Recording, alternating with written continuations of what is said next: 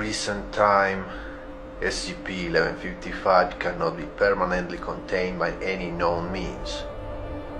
Approximately every 2 to 4 months, SCP-1155 has been observed to spontaneously relocate itself to other urban environments, moving as little as 15 meters from its current position, up to a maximum observed distance of 800 kilometers. These relocation events can also be triggered by damage to the surface that SCP-1155 adheres to, interruption of an attack, any attempt to reduce the size of SCP-1155 confinement space to prevent visual contact.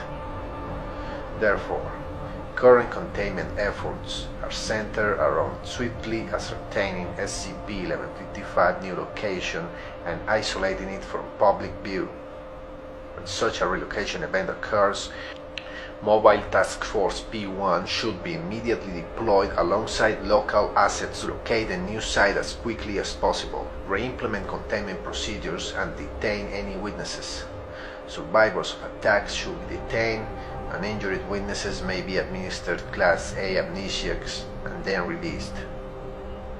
SCP-1155 manifests as a work of street art or graffiti, depicting the form of a humanoid creature, its uniform limbs, claw-like hands, and the head and feathers of an owl. The depicted pose is variable but tends towards a predatory stance, with eyes that appear to track the viewer. Anyone viewing this image directly will experience a compulsion to investigate it further. Victims describe a nervous fascination and a desire to move closer. This can be resisted with effort, especially if the subject is aware of SCP-1155 anomalous properties. If a subject approaches to within 2 meters and is not in the line of sight of another person, he will be subjected to a violent attack, suffering severe lacerations, dismemberment of extremities, whole or partial removal of soft body parts, and penetrating head trauma consistent with those that will be inflicted by a large beak and/or talons.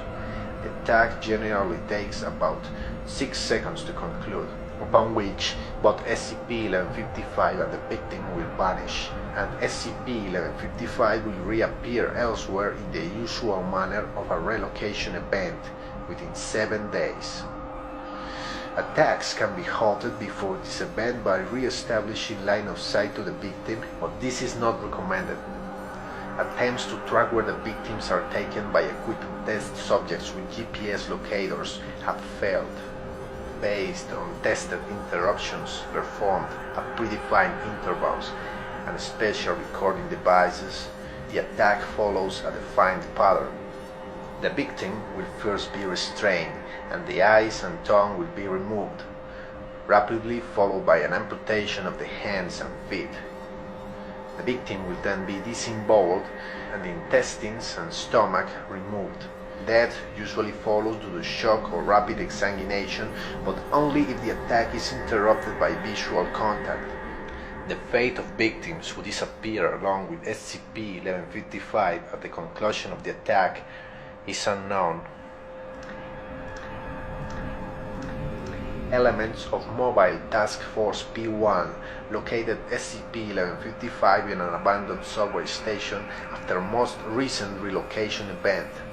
Team leader made the decision to obscure SCP-1155 with a vending machine until more containment resources arrived, on the basis that there were not enough task force members on site to guarantee a secure perimeter, and local transients were known to use the area for shelter. SCP-1155 immediately displaced to a nearby children's playground, causing casualties before it could be again located. Due to high public nature of this location, decision was made at command level to again provoke a displacement event, resulting in the current containment location. Containment at the current location was expensive, requiring that an entire shopping center be acquired by the Foundation and then subsequently closed.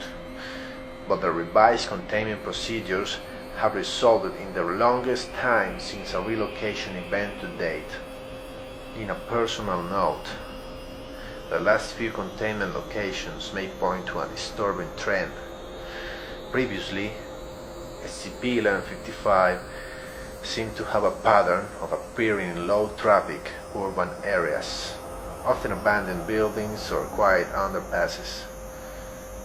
At risk of anthropomorphism, it appears to have become emboldened and will now readily appear in public spaces, which makes containment difficult.